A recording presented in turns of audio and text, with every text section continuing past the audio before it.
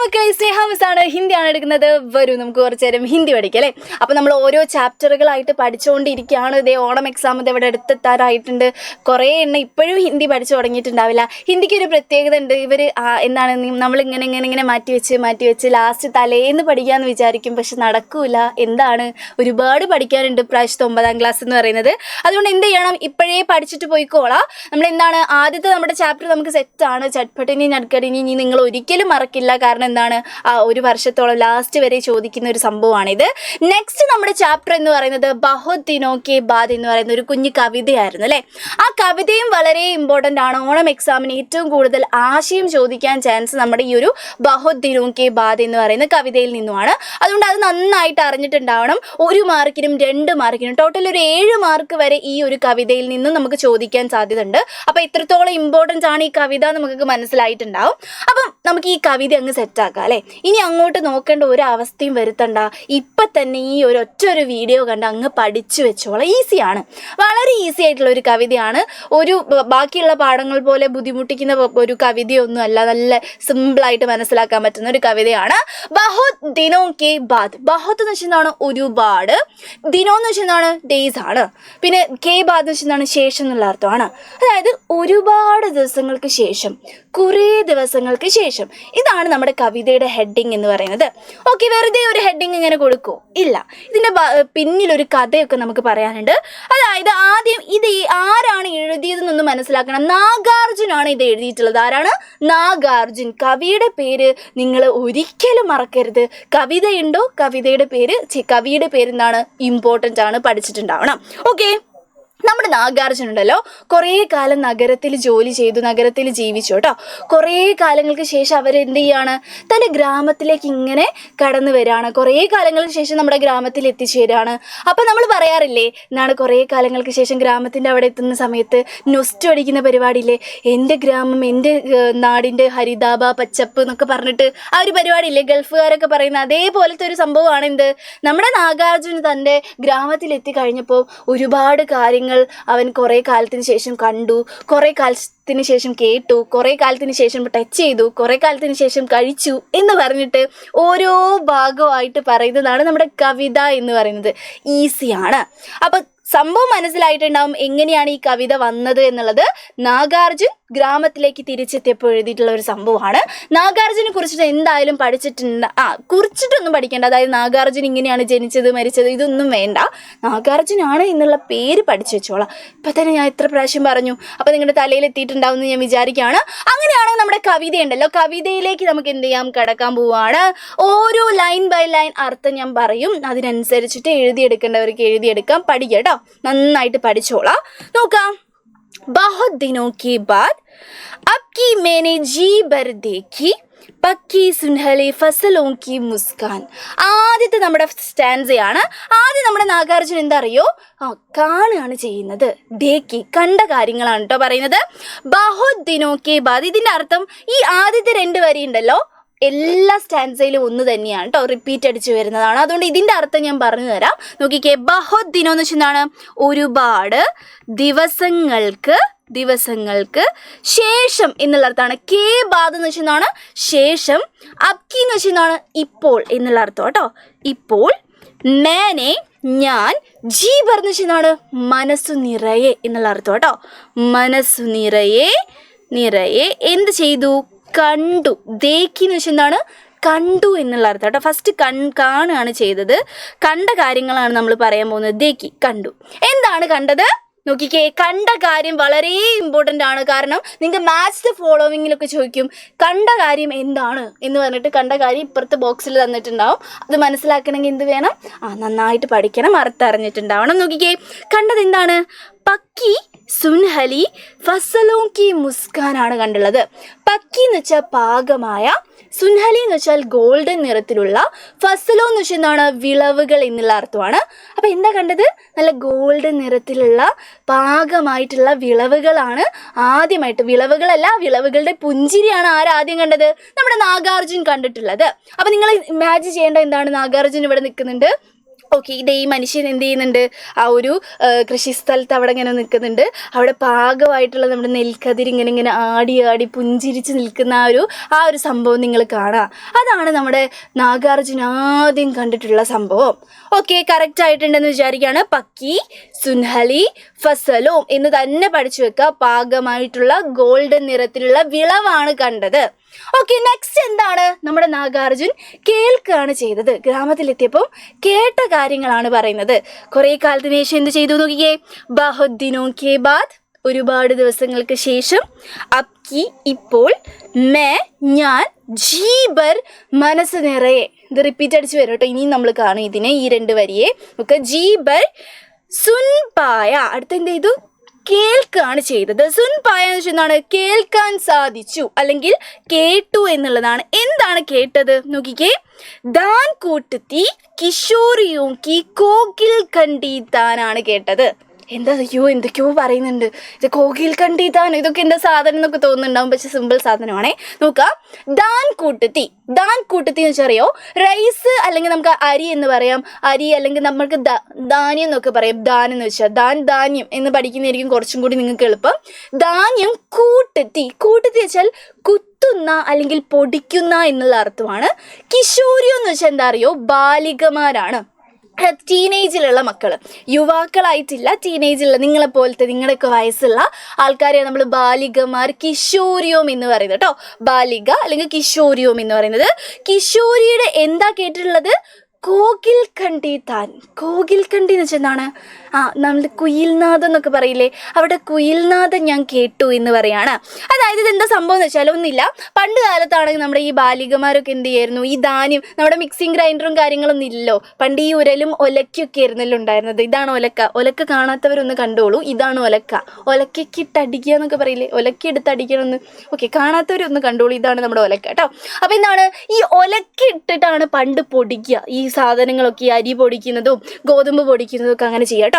അപ്പോൾ ഇവർ ഈ പൊടിക്കുന്ന സമയത്ത് അവർക്ക് ബോറടിക്കത്തില്ലേ, അപ്പോൾ അവർ പാട്ട് പാടാറുണ്ട് പണ്ട് കാലത്ത് കേട്ടോ. ഒരു പാട്ട് പാടും. അപ്പോൾ ആ ഒരു പാട്ട് ഞാൻ കുറേ കാലത്തിന് ശേഷം കേട്ടു എന്ന് പറയാണ്. അതും സാധാരണ പാട്ടാണോ, നമ്മളെപ്പോലത്തെ ആണല്ലോ അല്ല, കോകിൽ കണ്ടീത്താനാണ്, കുയിൽനാഥമാണ് അല്ലേ. അപ്പോൾ ഈ കോകിൽ കണ്ടീത്താൻ ഒന്ന് പഠിച്ചു വെച്ചേക്ക്, കുറേ പ്രാവശ്യം ചോദിച്ചിട്ടുണ്ട്. അപ്പോൾ നോക്കിക്കേ, കുറേ കാലത്തിന് ശേഷം ഞാൻ ജീബർ മനസ്സ് നിറയെ സുൻ പായ കേട്ടു. കേട്ട കാര്യം എന്താണ്, ദാൻ കൂട്ടത്തി ധാന്യം കുത്തുന്ന അല്ലെങ്കിൽ ധാന്യം പൊടിക്കുന്ന ബാലികമാരുടെ കോകിൽ കണ്ടി താനാണ്, കുയിൽ നാദമാണ് ഞാൻ കേട്ടത് എന്ന് പറഞ്ഞിട്ട് കേട്ട കാര്യങ്ങളും അവിടെ കഴിഞ്ഞു കേട്ടോ. ഓക്കെ, ഇനി അടുത്തൊരു സ്റ്റെപ്പ് എന്താണ്, നമ്മൾ മണക്കാൻ പോവാണ്. പിക്ചറൊക്കെ കണ്ടാൽ തന്നെ അറിയാം, നമ്മുടെ കവി മണക്കാൻ പോവാണ്. കവി ആരായിരുന്നു, നാഗാർജുനായിരുന്നു. നാഗാർജുൻ എന്താ മണത്തത് നോക്കിക്കേ. ആദ്യം നമ്മുടെ വരി വായിക്കാം. ബഹുത് ദിനോं के बाद, ഒരുപാട് ദിനോं के ദിവസങ്ങൾക്ക് ശേഷം, അബ്കി ഇപ്പോൾ, മേനെ ഞാൻ, ജീബർ മനസ്സ് നിറയെ. അടുത്ത സ്റ്റെപ്പ് എന്താണ്, സൂഖേ. സൂഖേ എന്ന് വെച്ചാൽ എന്താണ്, മണത്തു എന്ന് പറയാണ്. എന്താണ് മണത്തത്, നമ്മൾ സാധാരണ മുല്ലപ്പൂവും റോസാപ്പൂവും മണക്കുക, പക്ഷെ നമ്മുടെ ഈ നൊസ്റ്റു അടിക്കുന്ന പൂവ് വേറെയാണ്. നാഗാർജുന് ഒരു പ്രത്യേക ടൈപ്പ് പൂവ് കേൾക്കുമ്പോൾ, ഒരു മണക്കുമ്പോഴാണ് ഒരു നൊസ്റ്റാൾജിയ വരാറ് കേട്ടോ. നോക്കിക്കേ, കുറേ ദിവസങ്ങൾക്ക് ശേഷം ഞാൻ മണത്തു. എന്താ മണത്തത്, മൗൽ സിരി കെ ഠേർ ഠേർ സേ താസേ ടട്ട് കെ ഫൂൽ. മൗൽ സിരി എന്ന് വെച്ചാൽ എന്താ അറിയോ, ഇലഞ്ഞിപ്പൂവാണ്. ഇലഞ്ഞിപ്പൂ എന്താണെന്ന് കാണാത്തവർക്ക് വേണ്ടിയിട്ട്, ഇതാണ് ഇലഞ്ഞിപ്പൂ എന്ന് പറയുന്നത്. നമ്മളിവിടെയൊക്കെ കണ്ടിട്ടുണ്ടോ, നമ്മളൊന്നും കാണാൻ ചാൻസ് ഇല്ല, ഇതൊക്കെ വളരെ റെയർ ആയിട്ടുള്ള പൂവാണ്. ഇലഞ്ഞിപ്പൂ എന്ന് പറയും. ഈ ഇലഞ്ഞിപ്പൂവിന് നല്ല മണമാണ് അത്രേ. അപ്പോൾ അതിൻ്റെ ടേർ അതിൻ്റെ കൂന, ടേർ എന്നാണ്, കൂനയായ അല്ലെങ്കിൽ കൂമ്പാരമായ, താസി എന്ന് വെച്ചാൽ എന്താണ്, താസി ടെട്ടിക്ക എന്ന് വെച്ചാൽ ഒറ്റ വാക്കാണ്. അതിൻ്റെ അർത്ഥം എന്താണ്, ഫ്രഷ് ആയിട്ടുള്ള എന്നുള്ള അർത്ഥം കേട്ടോ. ഫ്രഷായ പൂവ് കുറേ കാലത്തിന് ശേഷം ഞാൻ മണത്തു എന്ന് പറയാണ്. മൗൽസിരിയുടെ ടേർ കൂനയായിട്ടുള്ള ഫ്രഷായ പൂവിൻ്റെ മണം ഞാൻ കുറേ കാലത്തിന് ശേഷം മണത്തു. അപ്പോൾ നിങ്ങൾ ഇമാജിൻ ചെയ്യുക, ഇതേപോലത്തെ ഇലഞ്ഞിപ്പൂവിൻ്റെ ഫ്രഷായ ഇലഞ്ഞിപ്പൂ ഇങ്ങനെ കൂമ്പാരമായിട്ട് വീണടക്കുന്നുണ്ടെന്ന് വിചാരിക്കുക, അതിൻ്റെ കൂന. അപ്പോൾ കുറേ കൂനെന്ന് വിചാരിക്കണം, നമ്മൾ കയ്യിൽ ഇപ്പോൾ ഒരു കൂന എടുത്താൽ അങ്ങനെ ഇങ്ങനെ വിചാരിച്ചാൽ മതി. ടേർ ആയിട്ടുള്ള ഫ്രഷായിട്ടുള്ള താസേ ടെട്ടുക്കയായിട്ടുള്ള ആ ഒരു മൗൽസിരിൻ്റെ ഗന്ധം, ആ ഒരു മണം ഞാൻ എന്ത് ചെയ്തു? സൂങ്കെ, കുറേ കാലത്തിന് ശേഷം ജീബർ മനസ്സ് നിറയെ അങ്ങ് മണത്തു എന്ന് പറയാണ്. ആരാ മണത്തത്? നാഗാർജുൻ, മറന്നു പോകരുതേ. ഓക്കെ, അടുത്തത് നമ്മുടെ നാഗാർജുൻ തൊട്ട് നോക്കാൻ പോവാണ്. ഒരു പ്രത്യേക തരം സ്പർശനമാണ് അത്. നോക്കിക്കേ, എന്താണ് മക്കൾക്ക് പിക്ചർ കാണുമ്പോൾ തന്നെ മനസ്സിലായിട്ടാവും എന്താണ് അവർ സ്പർശിച്ച് നോക്കുന്നത് എന്നുള്ളത്. നോക്കിക്കേ, ബഹുത് ദിനോ കെ ബാദ്, ഒരുപാട് ദിവസങ്ങൾക്ക് ശേഷം, അബ്കി മേനെ ജീബർ, നോക്കിക്കേ, ഇപ്പോൾ ഞാൻ ജീബർ മനസ്സ് നിറയെ ചൂപ്പായ എന്ന് വെച്ചാൽ എന്താണ്? തൊടാൻ സാധിച്ചു എന്ന് പറയാണ്. എന്താണ്? തൊട്ടതാണ് അടുത്തേ പറയുന്നത്. എന്താണ് തൊട്ടത്? നോക്കിക്കേ, അല്ലെങ്കിൽ സ്പർശിച്ചു. കുറച്ചുകൂടി നന്നായിട്ട് എഴുതട്ടെ നമുക്ക്. സ്പർശിച്ചു. എന്താണ് സ്പർശിച്ചത്? എന്താ സ്പർശിച്ചത്? അപ്പനി ഗവയി പകിടണ്ടിക്ക് ചന്ദൻ വർണി ധൂലാണ് എന്ത് ചെയ്തത്? തൊട്ടത്. ഓക്കെ, അപ്പനി ഗവയി എന്ന് വെച്ചാൽ എന്താണ്? ഗ്രാമത്തിലെ എന്നുള്ള അർത്ഥം കേട്ടോ. ഓക്കെ, എന്താണ്? ഗ്രാമത്തിലെ വഴിയിലെ, പകിടണ്ടി എന്ന് പറയുന്നത് നമ്മൾ വഴിയാണ് കേട്ടോ. വഴിയിലെ അല്ലെങ്കിൽ ഗ്രാമീണ വഴിയിലെ എന്ത്?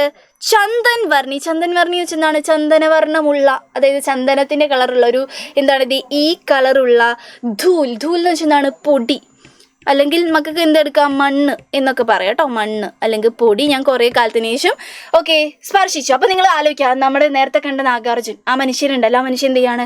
തൻ്റെ ഈ ഒരു വഴി ടാറൊന്നും ഇടാത്ത, അതിനാണ് നമ്മൾ ഗവയി പകിടണ്ടി എന്ന് പറയുക. കാരണം എന്താണ്? ടാറൊന്നും ഇടാതെ ഫുള്ള് പൊടിയൊക്കെ ആയിട്ടുള്ള സാധാരണ മണ്ണാണ്. ആ ഒരു മണ്ണുകൊണ്ട് ഉണ്ടാക്കിയിട്ടുള്ള പാത, അതാണ് ഗവയി പകിടണ്ടി എന്ന് പറയുന്നത്. അപ്പോൾ ആ ഒരു പകിടണ്ടിയിലൂടെ എന്ത് ചെയ്യാണ്? ആ ചന്ദൻ വർണ്ണി ധൂല് പോയിട്ട് ഞാൻ എന്ത് ചെയ്തു? സ്പർശിക്കുകയാണ്. കണ്ടോ? സ്പർശിച്ചു എന്ന് പറയാണ്. അങ്ങനെ സ്പർശനവും കഴിഞ്ഞു. ചൂന എന്ന് വെച്ചെന്താണ്? തൊടുക എന്നുള്ള അർത്ഥമാണ്. ചൂപ്പായ എന്ന് വെച്ചെന്താണ്? തൊടാൻ സാധിച്ചു എന്നുള്ള അർത്ഥമാണ്. ഓക്കെ ആയില്ലേ? അപ്പം തൊട്ടും കഴിഞ്ഞു, കണ്ടു കഴിഞ്ഞു, കേട്ട് കഴിഞ്ഞു, തൊട്ട് കഴിഞ്ഞു. അടുത്ത പരിപാടി എന്താണ്? കഴിക്കുന്ന പരിപാടിയാണ്. ഓക്കെ, നോക്കിക്കേ, എന്താണ് കഴിക്കാൻ പോകുന്നത്? ബഹുത് ദിനോ കെ ബാദ്, ഒരുപാട് ദിവസങ്ങൾക്ക് ശേഷം, അബ്കി ഇപ്പോൾ, മേനെ ഞാൻ, ജീബർ താൽ മഖാന ഗായ, ഒരു സ്പെഷ്യൽ ടൈപ്പ് സാധനമാണ് ഇത്. എന്താണ്? താൽ മഖാന എന്ന് നമുക്ക് പറയാം. ഓക്കെ, താൽ മഖാന എന്താ എന്ന് ചോദിച്ചാൽ ഇതാണ് താൽ മഖാന എന്ന് പറയുന്നത്. നമ്മുടെ ഇവിടെ ഒന്നും അധികം ഉപയോഗിക്കാറില്ല. അതൊരു ടൈപ്പ് ഓഫ് ഔഷധ സസ്യത്തിൻ്റെ സീഡാണ്. ഓക്കെ, നോക്കിക്കേ, ഔഷധ സസ്യത്തിൻ്റെ സീഡ് ഉപയോഗിച്ച് നമ്മൾ ഒരുപാട് ഒരു പൊടി ഉണ്ടാവും. അല്ലെങ്കിൽ ഇത് ഇങ്ങനെ തന്നെ കഞ്ഞി വെച്ച് നമുക്ക് കുടിക്കാം. സ്മൂത്തി അടിച്ചിട്ട് അതിൻ്റെ പൊടി സ്മൂത്തിയിലിട്ട് കുടിക്കാം, പാലിൽ കലക്കി കുടിക്കാം. ഭയങ്കര ഔഷധമായിട്ടുള്ളൊരു സംഭവമാണെന്നാണ് പറയുന്നത് താൽ മഖാന. നമ്മുടെ ഇവിടെ ആരും കഴിച്ച് കണ്ടിട്ടില്ല, പക്ഷേ നോർത്തിലൊക്കെ ഇത് വളരെ ഫേമസ് ആണ്. തമിഴ്നാട്ടിൽ ഇത് വളരെ ഫേമസ് ആണ്, താൽ മഖാന എന്ന് പറയുന്നത്. കോകിലാക്ഷി എന്നുള്ള ഒരു പേരും കൂടി അതിലുണ്ട് കേട്ടോ. കോകിലാക്ഷി എന്ന് നമ്മൾ പറയാറുണ്ട്. ഓക്കെ, സംഭവം ഇതാണ്. എന്തായാലും താൽ മഖാന, നമ്മുടെ നാഗാർജുൻ കുറേ കാലങ്ങൾക്ക് ശേഷം അവരുടെ ഗ്രാമത്തിൽ പോയിട്ട് ഈ താൽ മഖാന കഴിക്കാൻ, ഒരുമാതിരി കയ്പുള്ളൊരു ഭക്ഷണമാണെന്നാണ് പറയുന്നത്. അപ്പോൾ എന്താണ്? ഒരു കഴിച്ചിട്ടില്ലല്ലോ, അതുകൊണ്ട് അറിയത്തില്ലല്ലോ കയ്പുണ്ടാവും എന്നാണ് പറയുന്നത്. അപ്പോൾ എന്താണ്? താൽ മഖാന ഖായ വെച്ചെന്താണ്? കഴിച്ചു എന്ന് പറയാണ്. ഈ താൽ മഖാനയ്ക്ക് മക്കൾ വേണമെങ്കിൽ ഔഷധ സസ്യത്തിൻ്റെ സീഡ് എന്നൊക്കെ എഴുതാം കേട്ടോ നമുക്ക്. താൽ മഖാന എന്ന് വെച്ചാൽ എന്താണ്? ഒരു ഔഷധ സസ്യമാണ് കേട്ടോ. സസ്യമാണ്, അതിൻ്റെ സീഡാണ് നമ്മൾ ഉപയോഗിക്കാറ് കേട്ടോ. അതിൻ്റെ ഒരു സീഡാണ് നമ്മൾ ഉപയോഗിക്കാറ് എന്നുള്ള കാര്യം ആലോചിക്കുക. ഓക്കെ, ആ കയ്പുള്ള ഔഷധ സസ്യം ഞാൻ കുറേ കാലത്തിന് ശേഷം എന്ത് ചെയ്തു? കഴിച്ചു. നഗരത്തിൽ അതൊന്നും കിട്ടത്തില്ല. ഓക്കെ, പിന്നെ ഞാൻ മധുരമുള്ള വേറൊരു സാധനം കൂടി കഴിച്ചു. എന്താണ്? ഗന്നെ ചൂസേ ജീബർ. ഗന്നെ എന്ന് വെച്ചാൽ എന്താണ്? കരിമ്പാണ് കേട്ടോ. കരിമ്പ്. ചൂസ്ന എന്ന് വെച്ചാൽ എന്താണ്? ചൂസേ, ആ ഒരു ശബ്ദത്തിൽ തന്നെ ഉണ്ട്. സിപ്പ് ചെയ്യുക, പിന്നെ എന്താണ്? അല്ലെങ്കിൽ സക്ക് ചെയ്യുക എന്നൊക്കെയുള്ള അർത്ഥമാണ്. ചൂസേ, സക്ക്, സിപ്പ് എന്നൊക്കെയുള്ള അർത്ഥമാണ്. നമുക്ക് എന്ത് വേണമെങ്കിലും പറയാം. സിപ്പാക്കാം, സക്ക് ചെയ്യുക. അങ്ങനെ കരിമ്പ് കുടിക്കുന്ന അറിയില്ലേ? അതിൻ്റെ നീര് നമ്മൾ വലിച്ച് കുടിക്കുക, അല്ലെങ്കിൽ ഇങ്ങനെ ചവച്ച് അതിൻ്റെ നീരാണ് നമ്മൾ വലിച്ച് കുടിക്കുക. അതിന് സക്ക് ചെയ്യുക, സിപ്പ് ചെയ്യുക എന്നുള്ള അർത്ഥമാണ്. ഗന്നെ ചൂസേ ജീബർ, ഞാൻ ആ കരിമ്പ് അങ്ങ് കടിച്ച് വളരെ ആസ്വദിച്ച് ഞാൻ സിപ്പ് ചെയ്ത് അങ്ങ് കുടിച്ചു എന്ന് പറയാണ് ആര്? നമ്മുടെ നാഗാർജുൻ. ഓക്കെ, കഴിച്ചും കഴിഞ്ഞു, കുടിച്ചും കഴിഞ്ഞു, അതിൻ്റെ ടേസ്റ്റ് പറഞ്ഞു. അടുത്ത പരിപാടി എന്താണ്? അടുത്ത പരിപാടി ഒന്നുമില്ല, നമ്മളെല്ലാം ചെയ്തു കഴിഞ്ഞു. നമ്മൾ കണ്ടു, നോക്കിക്കേ, നമ്മൾ ടേസ്റ്റ് ചെയ്തു, പിന്നെ എന്ത് ചെയ്തു? നമ്മൾ സ്പർശിച്ചു, പിന്നെ മണക്കുന്ന പരിപാടി കഴിഞ്ഞു, കേൾക്കുന്ന പരിപാടി കഴിഞ്ഞു, കാണുന്ന പരിപാടി കഴിഞ്ഞു. ഇനി ഇതൊക്കെ ഇതൊക്കെ ഞാൻ ചെയ്തു എന്ന് പറഞ്ഞിട്ട് ഒരു കൺക്ലൂഷനാണ്. നോക്കിക്കേ, എന്താണ്? ബഹുത് ദിനോ കെ ബാദ്, ഒരുപാട് ദിവസങ്ങൾക്ക് ശേഷം, അബ്കി ഇപ്പോൾ, മേനെ ഞാൻ, ജീ ഭർ ഭോഗെ. ഭോഗെ എന്ന് വെച്ചാൽ എന്താ അറിയോ? അനുഭവിച്ചു അല്ലെങ്കിൽ എന്താണ്? ആസ്വദിച്ചു. 2 മീനിങ് നമുക്ക് എടുക്കാം കേട്ടോ. ആസ്വദിച്ചു എന്നുള്ള അർത്ഥം കേട്ടോ. എന്താണ് ആസ്വദിച്ചത്? നോക്കിക്കേ, ഗന്ധ്, രൂപ്, രസ്, ശബ്ദം എന്ന് വെച്ചാൽ ശബ്ദമാണ്, സ്പർശം എന്ന് വെച്ചാൽ എന്താണ്? സ്പർശനമാണ്, രൂപം എന്ന് വെച്ചാൽ എന്താണ്? രൂപമാണ്, ഗന്ധം എന്ന് വെച്ചാൽ എന്താണ്? ഗന്ധം, മണമാണ്. ഇതൊക്കെ സബ് സാത്ത് സാത്ത് എന്ന് വെച്ചാൽ എന്താണ്? ഒരുമിച്ച് എന്നുള്ള അർത്ഥം കേട്ടോ. ഒരുമിച്ച്. ഇസ് ഭൂപർ, ഭൂ എന്ന് വെച്ചാൽ ഭൂമിയാണ്. ഈ ഭൂമിയിൽ ഞാൻ ഒരുമിച്ച് ഇതൊക്കെ ചെയ്തു. എൻ്റെ ഗ്രാമത്തിൽ ഞാൻ എത്തിയതേ ഉള്ളൂ. ഞാൻ ഒരുമിച്ച് ഗന്ധവും രൂപവും മണവും രസവും പിന്നെന്താണ് ശബ്ദവും ഒക്കെ ഞാൻ ഒരുമിച്ച് അങ്ങ് അനുഭവിച്ചു എൻ്റെ ഗ്രാമത്തിലെത്തിയിട്ട് എന്ന് പറയുകയാണ് നമ്മുടെ കവി. മൊത്തത്തിലൊരു നൊസ്റ്റാൾജിയ കവിതയാണ് ഈ മൊത്തത്തിലുള്ള നമ്മുടെ ബഹുത് ദിനോ കെ ബാദ് എന്ന് പറയുന്നത്. അപ്പോൾ ഫുൾ മലയാളം മക്കൾക്ക് കിട്ടിയിട്ടുണ്ടെന്ന് വിചാരിക്കുകയാണ്. ഇത് നന്നായിട്ട് പഠിച്ചു വെക്കണം. എന്തൊക്കെ കണ്ടു എന്തൊക്കെ കേട്ടു എന്നുള്ളത് കൃത്യമായിട്ട് ആ വരി അങ്ങനെ പഠിച്ചു വെച്ചിട്ടുണ്ടാവണം. എന്നാൽ മാത്രമേ നമുക്ക് ഇതിന്ന് ക്വസ്റ്റ്യൻ വന്നിട്ടുണ്ടെങ്കിൽ എഴുതാൻ പറ്റുള്ളൂ. ഓക്കെ, ഇതേപോലുള്ള കുഞ്ഞു കുഞ്ഞു കാര്യങ്ങളായിട്ട് നമുക്ക് ഇനിയും വരുന്നതായിരിക്കും. അപ്പോൾ ഓണം എക്സാം എടുക്കാറായി. അപ്പോൾ എല്ലാവരും ഹിന്ദി പഠിക്കാതെ ഇരുന്ന ആൾക്കാരൊക്കെ വേഗം വേഗം പഠിച്ചു തുടങ്ങിക്കോളാം. എന്നാലേ നമുക്ക് എഴുതാൻ പറ്റുള്ളൂ. അപ്പോൾ all the best. Bye bye.